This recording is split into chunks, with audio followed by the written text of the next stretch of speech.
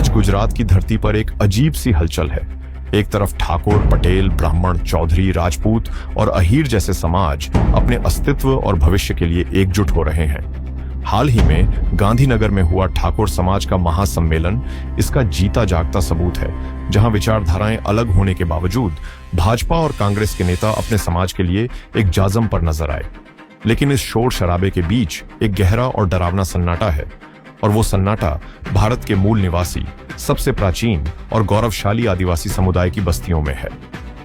सवाल सीधा और तीखा है कि आखिर हमारा आदिवासी समुदाय, जो आज भी सबसे वंचित, पीड़ित और कुचला हुआ है, उसके रहनुमा और तथाकथित रहबर आखिर किस बिल में छिपे बैठे हैं? क्या आदिवासी समाज के नेताओं और संगठनों ने केवल राजनीति को ही अपना परम धर्म मान लिया है?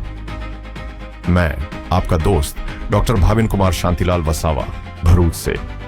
आज समाज के उत्थान की बात करना तो दूर, आदिवासी समाज के बढ़े चेहरे केवल अपनी कुर्सियां बचाने और खोखले शक्ति प्रदर्शन में व्यस्त हैं। क्या यह कोई सोची समझी साजिश है कि आदिवासी युवाओं को केवल अंतहीन आंदोलनों और नारों की भीड़ तक सीमित रखा जाए? क्या यह जानबूझकर किया जा रहा है ताकि हमारा युवा कभी शिक्षा और रोजगार की मुख्य धारा में शामिल न हो सके? जब अन्य समाज अपने लिए सामाजिक संविधान लिख रहे हैं, शादियों में फिजूल खर्ची पर लगाम लगा रहे हैं और व्यसन मुक्ति का कठोर संकल्प ले रहे हैं, तब हमारे आदिवासी क्षेत्रों में शराब और अशिक्षा का जहर खुलेआम क्यों बंट रहा है? क्या हमारे नेताओं की यह चुप्पी उनकी मौन रजामंदी नहीं है? क्या यह महज संयोग है कि चुनाव आते ही आदिवासी इलाकों में शराब की नदियां बहने लगती हैं और हमारे रक्षक कहे जाने वाले संगठन आंखों पर पट्टी बांध लेते हैं?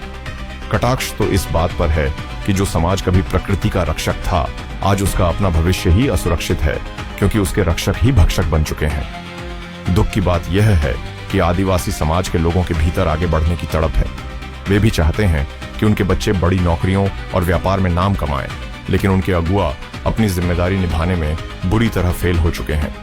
ये संगठन और नेता मंचों से गरजते तो बहुत हैं, लेकिन जब जमीन पर समाज को बदलने की बात आती है तो ये गहरी नींद में सो जाते हैं। क्या इन नेताओं को यह डर सता रहा है कि अगर आदिवासी युवा शिक्षित और जागरूक हो गया तो इनकी नफरत और राजनीति की दुकान बंद हो जाएगी? हमारे यहाँ एक नेता दूसरे की टांग खींचने में ही अपनी वीरता समझता है, जबकि अन्य समाज एकजुट होकर सत्ता को अपने आगे झुका रहे हैं। क्या यह हमारे लिए डूब मरने वाली बात नहीं है कि जिस समाज के पुरखों भगवान बिरसा मुंडा और टंटिया भील जैसे महान योद्धाओं ने भारत की आजादी के लिए अपना लहू बहा दिया, वह समाज आज दर दर भटक रहा है? जिस समाज के सम्मान के लिए जयपाल सिंह मुंडा और डॉक्टर बाबा साहेब अंबेडकर ने भारत के संविधान में धारा 244(1) के तहत अनुसूची 5 और 6 जैसे सुरक्षा कवच दिए और अनुच्छेद 13(3) के खक जैसे अनगिनत संवैधानिक अधिकार सुनिश्चित किए, वह समाज आज भी अपने अधिकारों की भीख मांग रहा है। हैरानी तो इस बात की है कि आदिवासी समुदाय के विकास के लिए सरकार का अलग से भारी भरकम बजट आवंटित होता है, फिर भी हमारी बस्तियों में वही पुरानी गरीबी, वही लाचारी और वही दरिद्र हालत क्यों बनी हुई है? क्या इस बर्बादी के जिम्मेदार हमारे वे राजनेता और संगठन नहीं हैं, जो संविधान की किताबों का नाम लेकर केवल वोट बटोरते हैं, लेकिन जब अधिकारों को जमीन पर लागू करने की बात आती है तो गूंगे बहरे बन जाते हैं? अधिकार तो हमें बाबा साहेब और जयपाल सिंह मुंडा ने दशकों पहले दिला दिए थे, लेकिन उन अधिकारों को समाज तक पहुंचने से रोकने वाले बाधक हमारे अपने ही नेता हैं। आज के इस डिजिटल युग में भी हकीकत यह है कि हमारा आदिवासी समुदाय अशिक्षा और कुपोषण की बेड़ियों में जकड़ा हुआ है। हमारे युवा रोजगार के लिए दर दर भटक रहे हैं, जबकि हमारी अपनी जमीनें खनिज संपदा से भरी पड़ी हैं। आज भी आदिवासी समाज अपने जल, जंगल और जमीन के हक के लिए तिलमिला रहा है।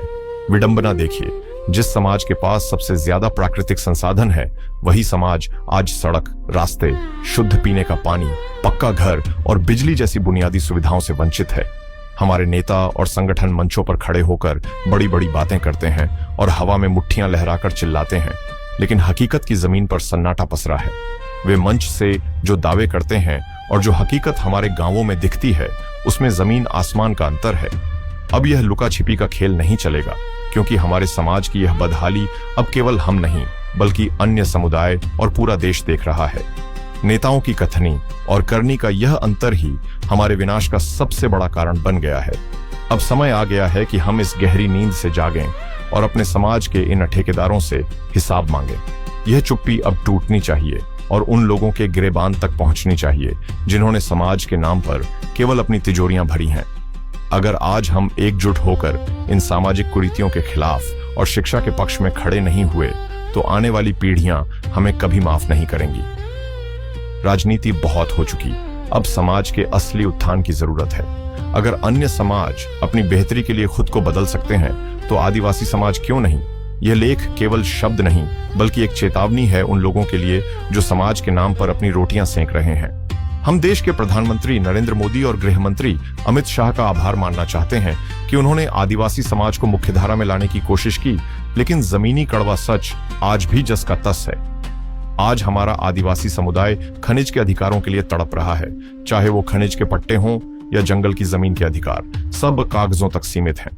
सबसे बड़ा धोखा तो फर्जी प्रमाण पत्रों के जरिए हो रहा है, जिसकी आड़ में गैर आदिवासी लोग हमारे हक डकार रहे हैं। आज विकास के नाम पर हमारे जल, जंगल, जमीन और खनिज को सरेआम छीना जा रहा है।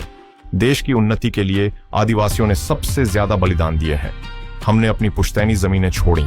हम एक बार नहीं बल्कि अनेकों बार विस्थापित हुए और आज भी दर बदर हो रहे हैं। विडंबना देखिए कि जिस आदिवासी ने देश को कोयला, लोहा और बिजली देने के लिए अपना सब कुछ कुर्बान कर दिया, आज उसी के पास न रहने को ढंग का घर है, न पीने को साफ पानी और न ही सम्मानजनक रोजगार।